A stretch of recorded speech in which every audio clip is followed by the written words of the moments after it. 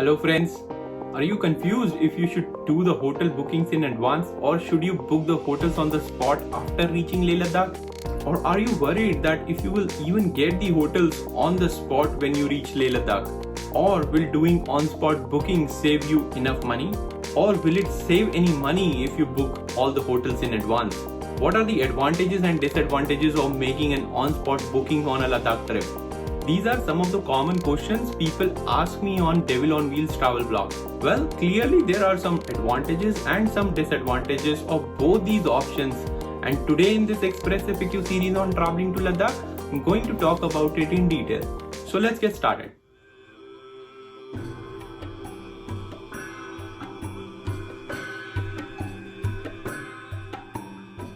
Well, it is a personal choice to go to Ladakh trip with pre-bookings done, or if you plan to do bookings on the spot.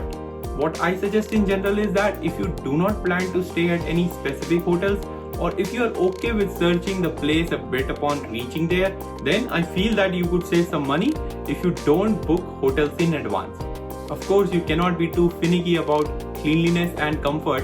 As long as you are okay with some basic cleanliness and decent comfort for you or the family, I believe it is completely okay to do on-spot bookings and save some money. Personally speaking, I have traveled to Ladakh in the group of like 3 to 4 people as well as 60 odd people, and I do not recall any situation where we could not manage the on-spot bookings. The best part of all these trips was that I was able to save decent amount of money when booking them on the spot. Apart from getting a lower rate on the spot, many of the stay options will offer you free additional person, or at times they may also allow you to sleep maybe like 4 people in one big room, and such things will definitely help you save 25 to 30% on your budget for hotels on a Ladakh trip. Now secondly, if you're not doing pre-bookings, it also provides you much more flexibility in terms of date as you reach to a particular place. This flexibility, which allows you last minute changes in places like Ladakh or Spiti Valley or remote corners of Ladakh, it is completely precious. In such places, the road conditions are very uncertain and enough to force a change in plan. So for me, the flexibility always stays on top of the list when planning a Ladakh trip. It is not only the road closures, but who knows that you fall in love with the place so much that you would like to skip another location from the trip altogether. And it has happened to me numerous times, and each time the flexibility in the plan without having any kind of pre-bookings helped me a lot adjust my travel plan in Ladakh.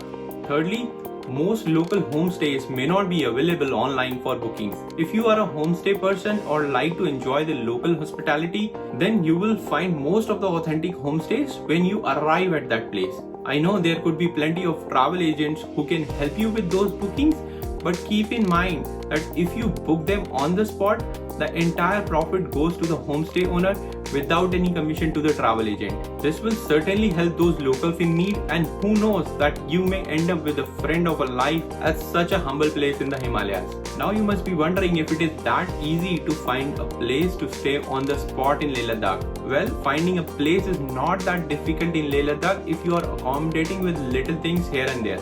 And if you are traveling with taxi, most of the taxi drivers will be able to help you out with the stay options. But even if you are planning on your own or self-driving, you can manage it easily as well.